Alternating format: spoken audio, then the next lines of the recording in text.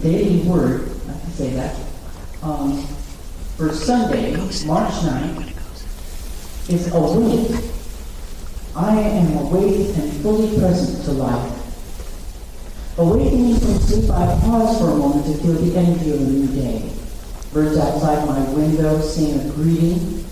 My still closed eyelids sense the morning light.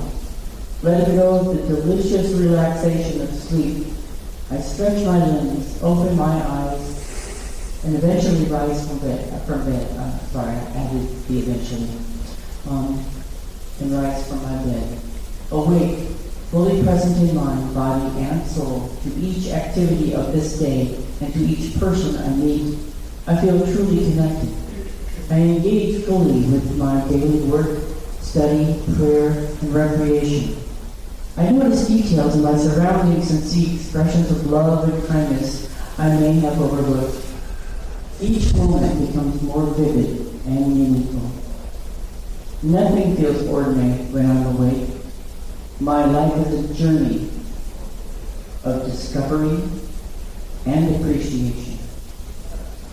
And from Mark 13:37, and what I say to you, I say to all, keep awake. Amen. Now if we can have our bowl ringers prepare us for meditation.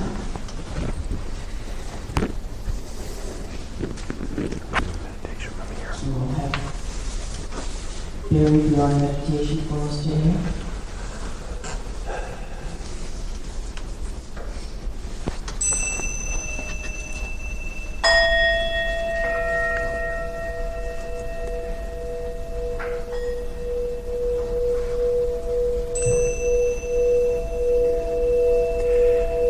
There is only one presence and power in the universe.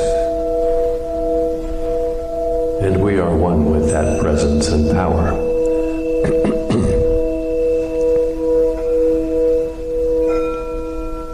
As we feel into the body, we notice our hands are alive, our arms, our shoulders.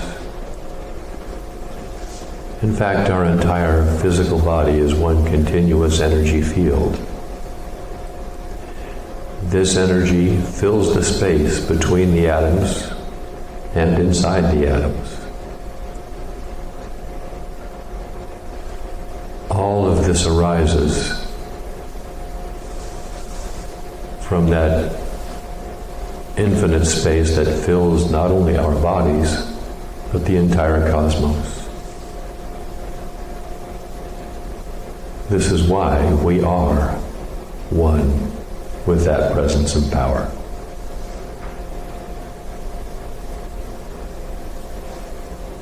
We give thanks for this.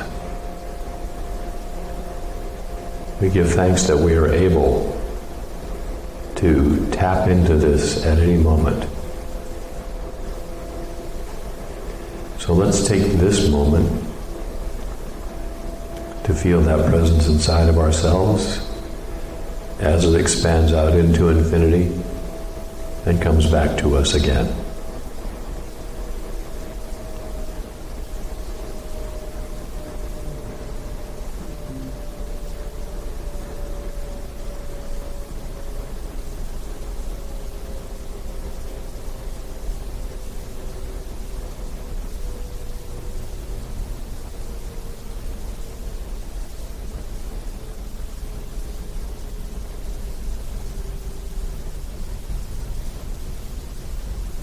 You may notice thoughts arising.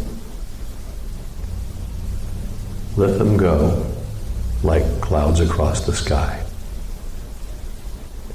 And come back to that blue sky of the infinite presence in which even the clouds live, move, and have their being.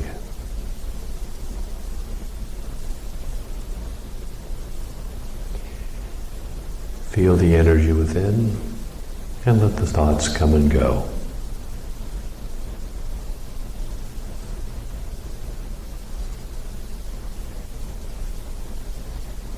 and pay attention to that space between the thoughts.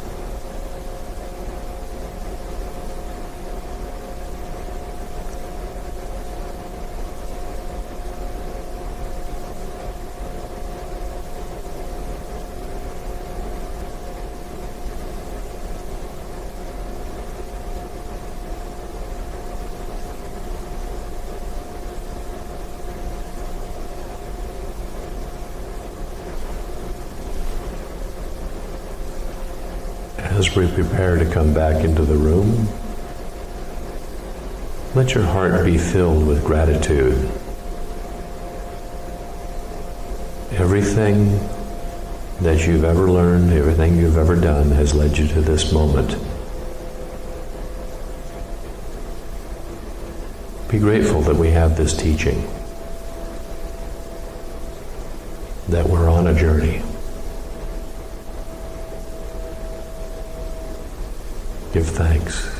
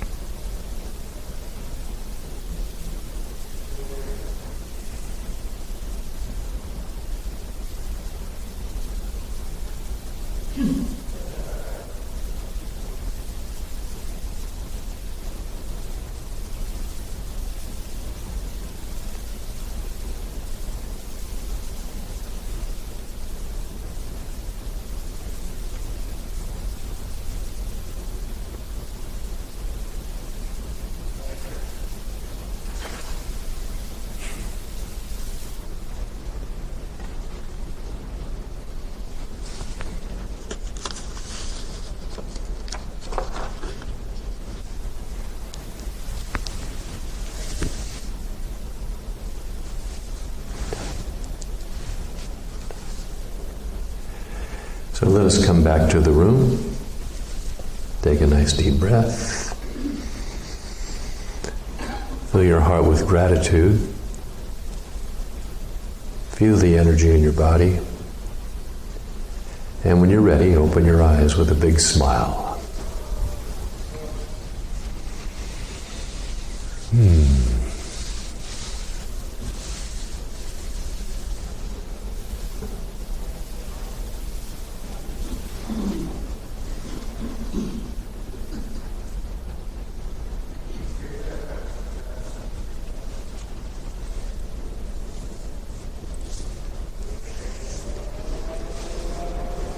Thank you, Mr. Barry Cahill.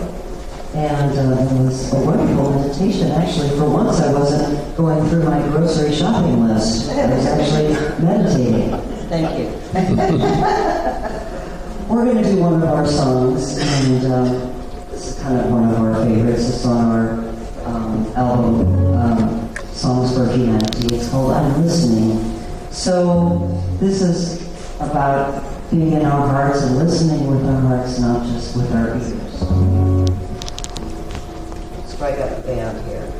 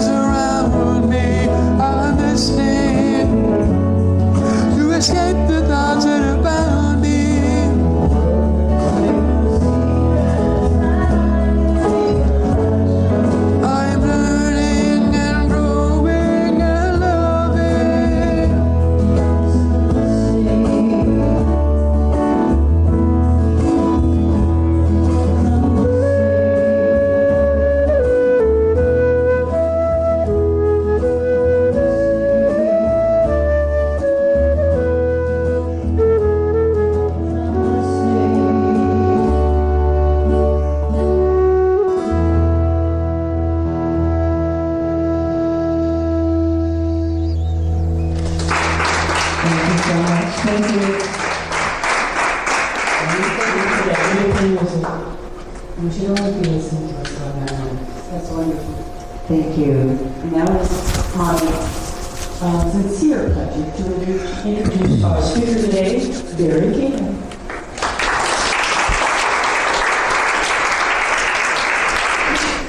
Thank you, Sunshine. That was a wonderful introduction. Probably the best one yet. Well, there was one that was better. The guy that was supposed to introduce me didn't show up, and I had to introduce myself.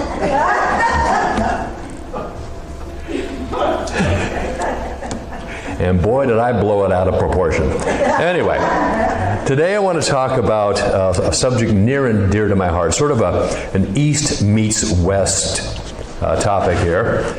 I've been really fascinated by comparative religion all my life, and really since I was a teenager, and started looking into this stuff, and I came to the inescapable conclusion, and this is my major premise for the talk: all religions really have at their core the same basic fundamental message.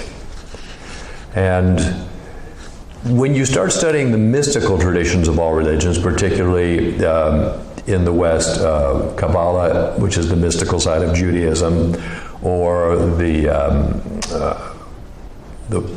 unity and science of mind side of the Christian tradition, and the Sufism of the Muslim tradition, you start to see a lot of overlap. So we're going to start with that all religions are essentially teaching the same thing. You know, we've all heard of that brilliant summation of this attributed to a Buddhist monk who was visiting New York City for the first time, when he profoundly proclaimed to the hot dog vendor, "Make me one with everything."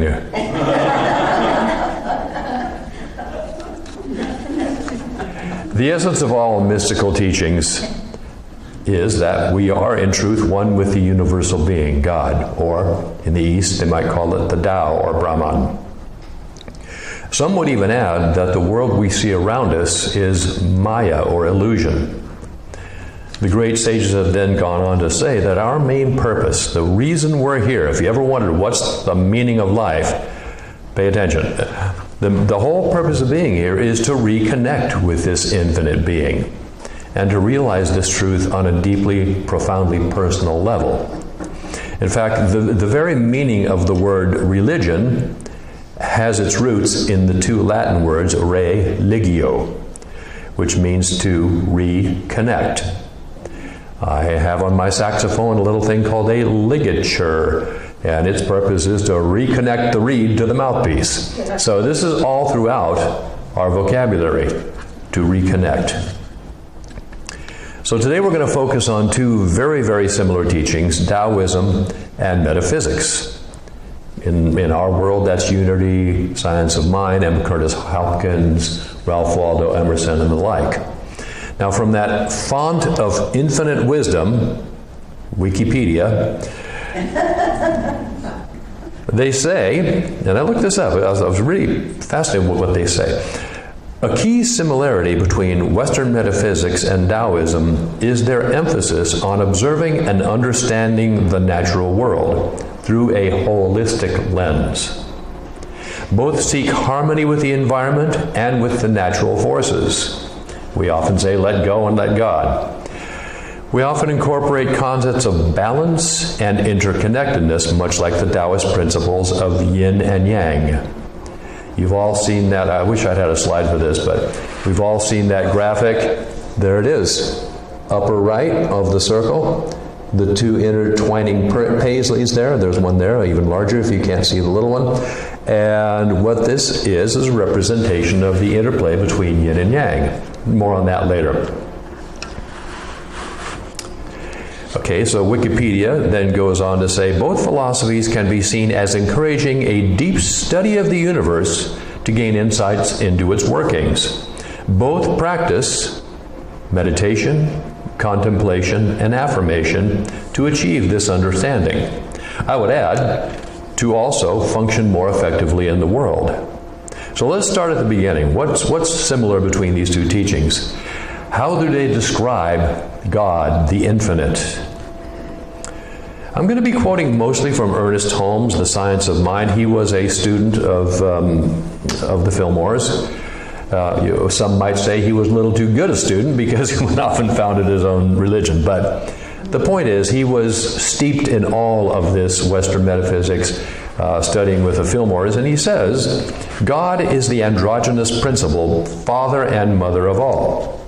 God, as impersonal being, is the field of infinite possibilities that gives rise to the father and mother principles, which in turn co-create the universe. From the Tao Te Ching. The Tao, the subtle reality of the universe, cannot be described. One may use words like nothingness or beingness to describe the mother and father of all, but those words are merely concepts of the mind. So secondly, how do these two philosophies describe creation? You could say the Tao is that which allows the father and mother of all creation, yin and yang, to create the universe. Lao Tzu put it this way in the Tao Te Ching. The Tao gives birth to one. The one gives birth to two, yin and yang.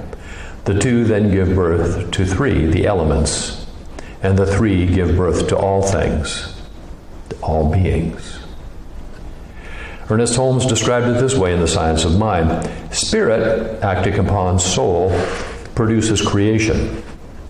Soul, spirit, and substance intersphere with each other, each being omnipresent. And I like that phrase, intersphere, because when I look at this image, this is not a static thing that's being represented here. These are moving forces that act upon one another to create the universe. You could even say at the very basic level of the atom, we have a positive proton and a negative electron going around it, and this is the yin and yang principle on a very microscopic level. Creation takes place with spirit and is a result of contemplation or the self-knowingness of spirit. This gets deep, guys. Hang in there. God, meaning the Supreme Spirit or intelligence of the universe, was conscious of itself prior to creation of any special world or system. Being thus conscious and and desiring to manifest in form, it did so manifest through the power of its word, which becomes law. God is not only pure spirit or intelligence, it is also perfect and immutable law. As pure spirit, God governs the universe through the power of its word. Hence, when God speaks, his word becomes law. Lao Tzu put it this way: something is formed in the chaos which existed before heaven and earth. It is quiet and profound. It stands alone and does not change. It revolves eternally without exhaustion. So you can see, we're talking about two forces that are moving and interacting and interfering with each other. It is regarded as the mother and father of all beings. I do not know its name except to call it Tao. There's another translation where Lao Tzu is translated this way. He says, the Tao that can be named is not the Tao, but we have to call it something, so we call it the Tao. When forced to give it a name, I would call it the Great. The Great is far-reaching. Far-reaching is infinite. Infinite is to return to the self-sufficient origin. Therefore, Tao is great, heaven is great, earth is great, and so is our true self.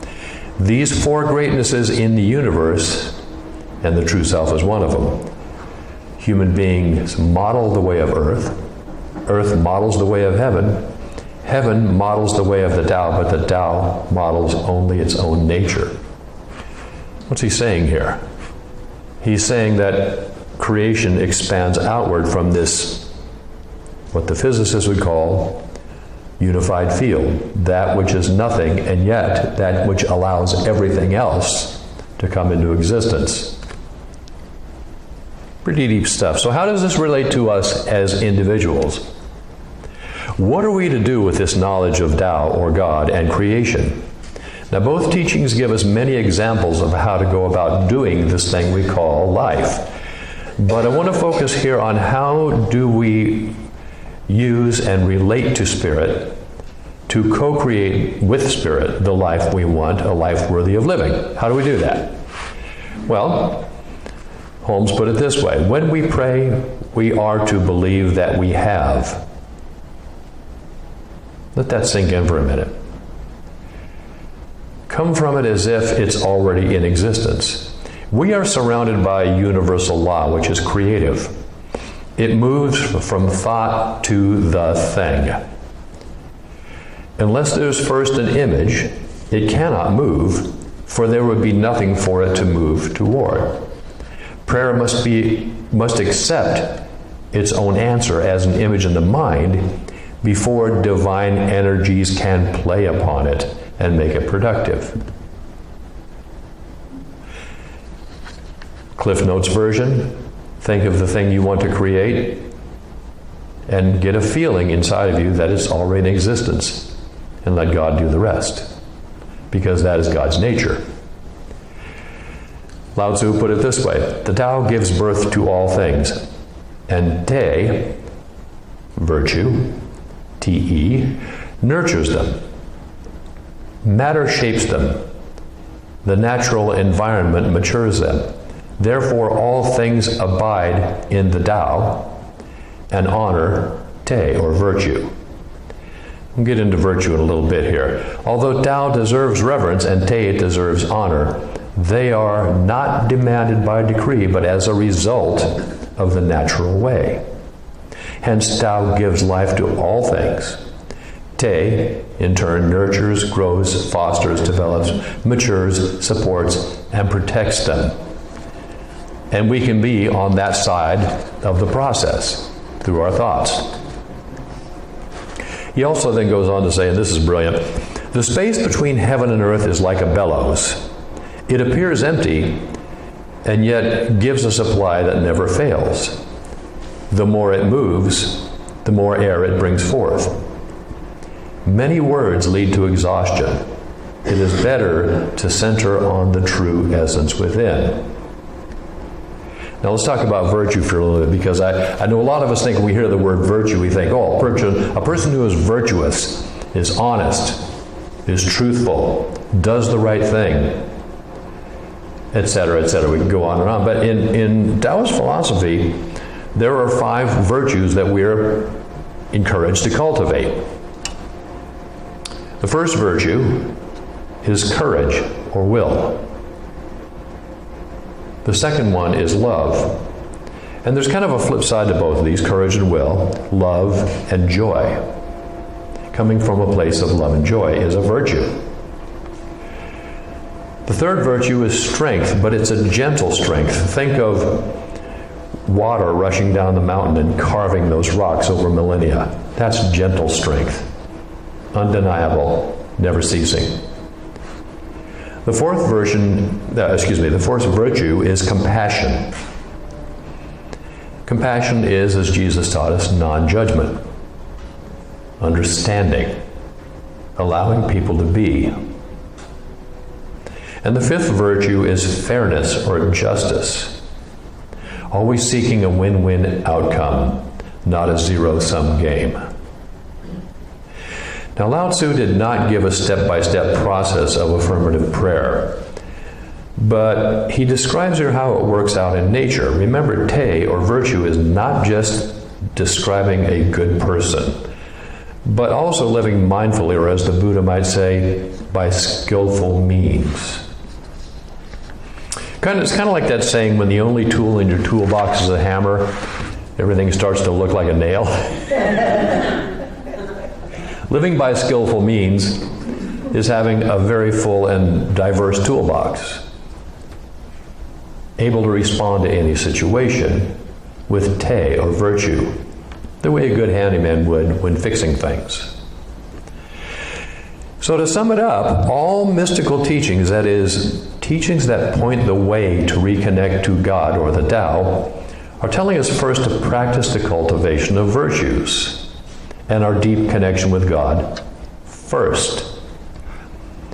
Jesus put it this way, "Seek ye first the kingdom of God, then all other things shall be added unto you." He's telling us to go into our closets and meditate, to pray, to reconnect, religion. Then, as we go out into the world, we are more effective in not only creating the life we want on a material or corporeal level, but also we're able to have a more positive influence on others. We have that gravitas. People trust us. They understand that we're coming from a place of love, compassion, gentle strength, courage. The light of wisdom will shine forth, drawing to us the people, the knowledge, and the circumstances that we need to live what seems from the outside to be a charmed life. Like that old expression, be careful what you wish for, you just might get it. We cultivate Te, virtue, and our connection with Tao, or God, first. And then, once we're reconnected, and once we have cultivated our virtues, that infinite spark of our being upwells from our deepest self. The things that we want to create in our life then become aligned with the highest good for all. We're not being manipulated by slick advertising or what our neighbors think we should want. We are in harmony with the Tao. Our yin and yang energies are balanced. Our virtues are lived. They become second nature.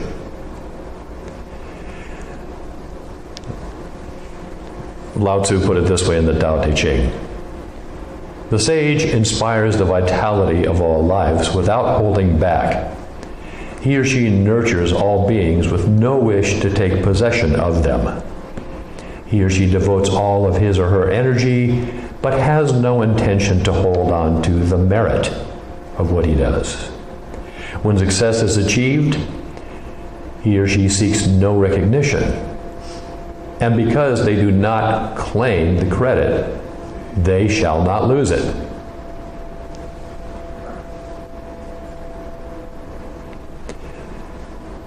From Ernest Holmes, he put it this way: success and happiness are ours when we deal with the absoluteness, the Tao, God. This is the attitude we should have. Seek ye first. What we need to know is the truth with a capital T. This does not mean we will not be active. Of course, we shall be active. But we need not compel things to happen. We need only remember that we are surrounded by a sea of universal subjectivity, a subjective creative consciousness that is receptive, neutral, impersonal, always receiving the impress of our thought, and which has no alternative other than to operate directly upon that thought, and thus create those things which we think. What we think about tends to come about. I love how he says we are floating in a sea of absoluteness. It's kind of like if you ask a fish, what do you think about the ocean? The fish would go, what ocean?